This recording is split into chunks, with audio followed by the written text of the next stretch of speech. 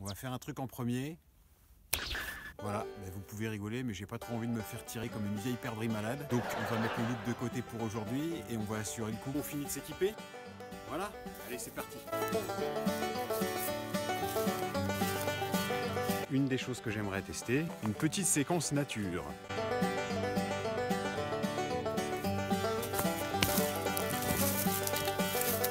Et là, je profite d'une belle matinée d'automne pour vous amener un petit peu en dehors de chez vous. Il y en a un, il broutera moins d'herbe. Fini de gambader dans les prés.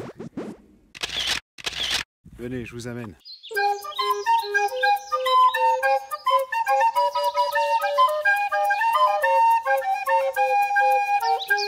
J'aime beaucoup cette coutume de faire du camping, d'aller vivre dans la nature, dans les montagnes, dans les bois. J'en suis ravie. C'est la séquence petite astuce du jour.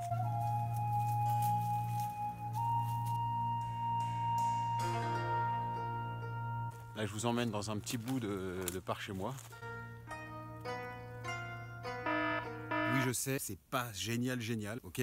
Totalement pas naturel, non biodégradable, mais c'est vraiment gratuit. Comme c'est un lieu sur lequel je reviens souvent, je me suis permis d'utiliser cette ficelle bleue. Rassurez-vous, je fais ce qu'il faut, je la laisse pas dans la nature. J'ai très envie de tester quelque chose en particulier, puisque je regarde quelques chaînes de bushcraft.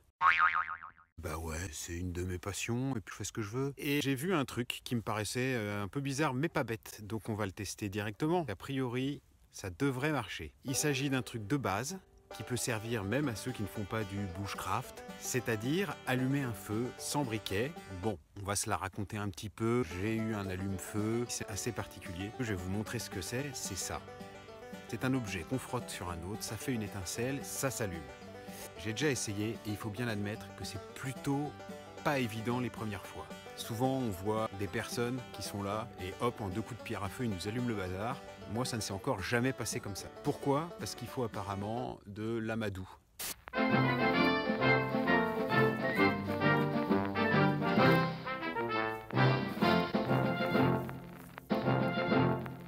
Et c'est justement ça qu'on va tester quand on n'a pas d'amadou. Quand on n'a que des feuilles mortes, là on est en automne, donc tout est humide.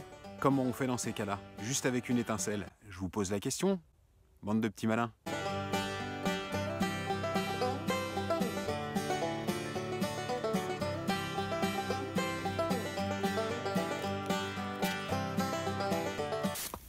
On va s'occuper du feu.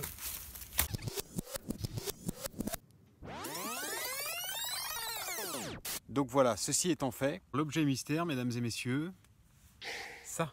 D'où mon interrogation. Je déconne pas. Alors un Tampax, pourquoi? De manière pratique, petite, compacte et assurément sèche, quelque chose pour remplacer l'amadou. On va pas partir dans un délire survivalisme, mais c'est vrai que c'est pas grand chose. Dans votre poche, dans votre sac à dos, ça peut dépanner. On va ouvrir pour voir. Il va falloir décompacter la matière un peu cotonneuse qu'il y a là. Voilà, et avec ça, ça devrait suffire. Je vous montre comment. Il faut faire vraiment attention à sa préparation parce que d'expérience, ça peut tout faire foirer. Le dit objet sur une pierre plate, d'accord? Une face retournée bien sèche. Donc voilà, la pierre à feu. Je vais essayer de faire un petit nid douillet. Je vous montre ça de plus près. Et le test commence maintenant.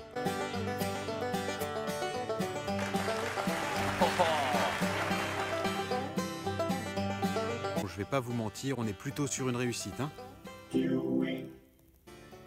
Ok, je sais pas si vous voyez bien là, le feu il est plus que bien parti. Donc le Tampax, je valide.